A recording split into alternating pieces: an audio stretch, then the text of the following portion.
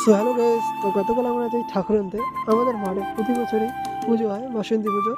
এই জন্য আমাদের পাঠিয়ে দেয় ঠাকুর আনতে, তো আমরা চলে যাই। তো ভাবলাম যে একটা ছোট্ট মিনি ব্লগ করে নিই। আমাদের গ্রামের রাস্তাগুলো তোমরা দেখো, আমাদের গ্রামের ভিডিও দেখে নাও। তো যে আমাদের গ্রাম থেকে নেতাজির দূরত্ব প্রায় 7 কিলোমিটার। তো আমরা বেরিয়ে পড়ি 6-7 জন মিলে। আর দেখাচ্ছি তোমাদের আমাদের রাস্তাগুলো। এই হচ্ছে আমাদের রাস্তাঘাট। এদিকে অবশ্য কাজ হয়নি, কাজ চলছে, তাড়াতাড়ি হয়ে যাবে।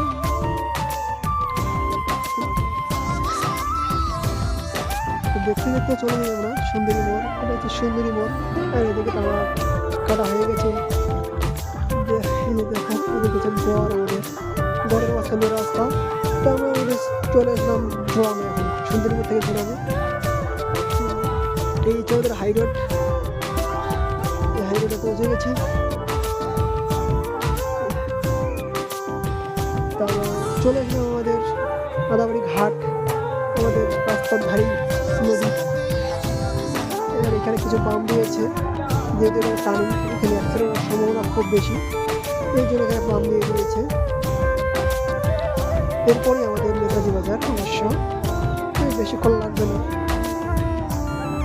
এই যে চলে এসেছে নেতাজি বাজার মোড়, এটা হচ্ছে মোড়।